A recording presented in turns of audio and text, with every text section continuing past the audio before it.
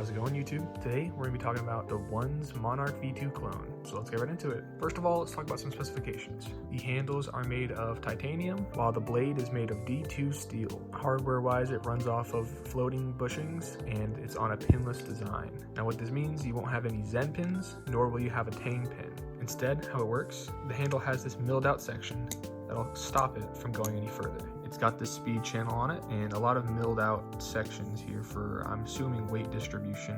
I mean, just look at that blade shape. Look at that. Crazy.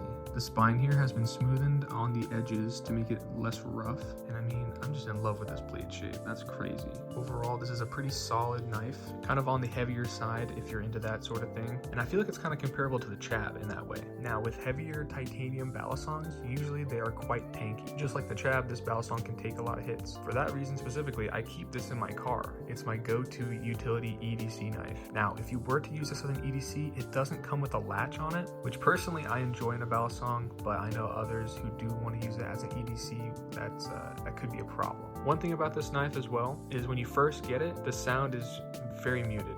And I'll just give you an example of that right now.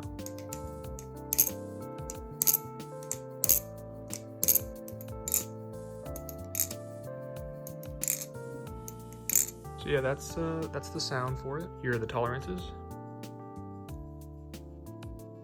And yeah, one big difference the clone has from the original Monarch is this handle gap here. It's quite wide, and this is on purpose. The original Monarch had problems with handle slap developing over a long period of usage.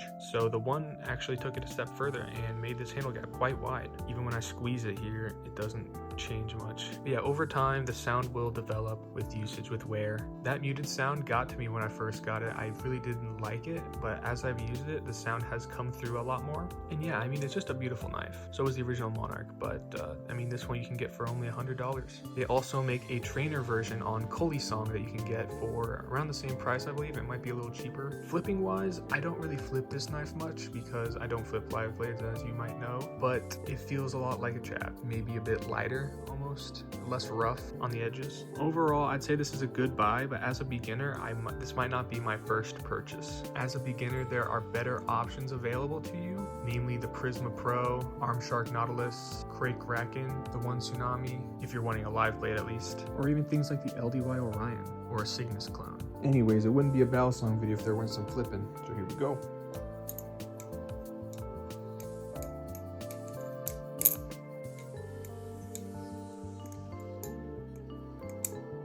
That was a shitty shortstop, but I'm a little scared to try it on live blades. Tuggy. Yeah, overall, I'd say this is a pretty good buy. There's definitely better options, but for the price of $100, if it was between this and maybe a Chab clone, I would prefer the Monarch clone. But for me personally, if you were between this or a Tsunami clone, I'd say the Tsunami clone is definitely better. One thing I noticed too, the TheOne Tsunami clone handles feel very similar to these handles. Even though these are much more blockier, you can definitely tell it's made of the same material. And even though the handles are blockier, it still does fan quite well. Anyways, if you like the design, get it. If you don't get it. For me, the blade shape and the handle design definitely sells it for me. And I mean, there's a bunch of other colors you can get it in as well. And since the handles are titanium, you could get them custom anode by someone in the community, which is always a plus for titanium knives. I mean, $100 for titanium ain't bad at all. When it comes to weight distribution, this knife is also definitely very handle biased, which isn't a bad thing, especially for beginners. This knife might feel quite comfortable. And I can only imagine that being exaggerated with the trainer version, since there's a lot of cutout material in the blade on that version. So the trainer might be even more handle biased. Now, one thing I was curious about actually is that this knife is on floating bushings. Now, I don't know what that means, and I haven't researched it yet, and I honestly probably won't ever, but feel free in the comments to explain what that means if you know. Anyways, yeah, that was this video. Like, comment, and subscribe, and I'll see y'all in the next video. Bye-bye.